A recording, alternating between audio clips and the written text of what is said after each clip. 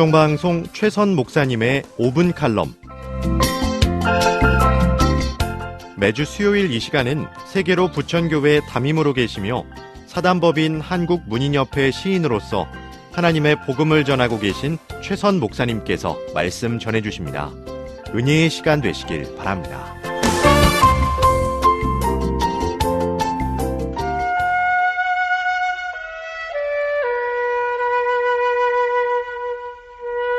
인종차별이 극심하던 남아프리카 공화국의 한 교회에 세족식을 한다는 광고가 붙었습니다. 거기에는 자신이 이번 세속식에서 발을 씻겨줄 사람의 이름을 써내라고 적혀 있었습니다. 그때 올리버라는 백인 대법원 판사가 자신의 집에 있는 흑인 여종의 발을 씻겨주겠다고 써냈습니다. 목사님이 걱정스럽게 물었습니다. 판사님, 만일 당신이 흑인의 발을 씻겨준 것이 알려지면 지금 누리고 있는 명예와 권세를 잃을지도 모릅니다. 또 유력하던 대법원장직도 사라질지 모릅니다. 그래도 하시겠습니까?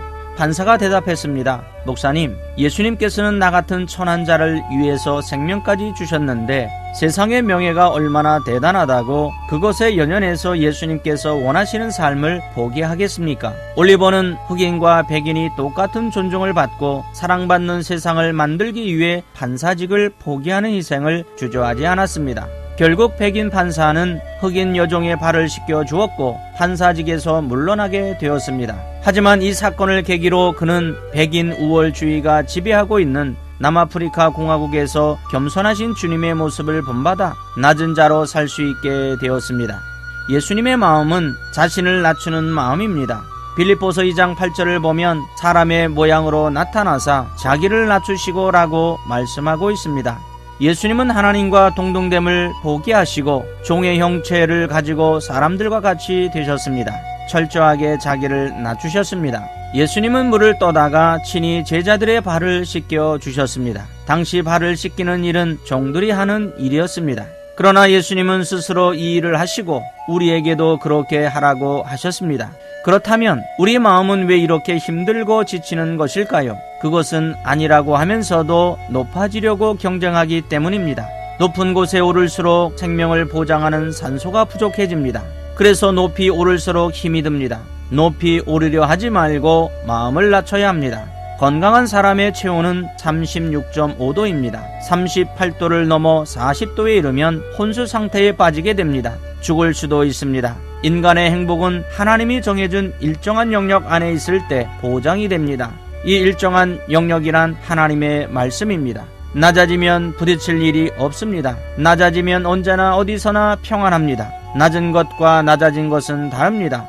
본래는 높은데 낮아지면 존경받습니다. 즉 높은 사람이 겸손해져서 낮아질 때 존경을 받습니다. 미국 존슨 대통령이 대통령 임기를 마치고 고향에 돌아갈 때에 전용 비행기를 마지막으로 타고 갈 수도 있고 기차를 타고 간다면 비서를 시켜서 표를 사올 수도 있을 텐데 자신이 직접 나가서 긴 줄을 서서 기다리며 표를 사는 모습이 신문에 보도된 적이 있었습니다. 어제까지 미국 대통령이었던 사람이 고향에 가는데 기차표를 사려고 줄을 서서 기다리는 것이 이해가 되십니까? 그렇게 겸손하였기 때문에 그 모습을 지켜보는 많은 사람이 감동을 받았습니다. 낮아짐이 더욱 귀한 것은 낮아진 자에게 하나님의 은혜가 임하기 때문입니다.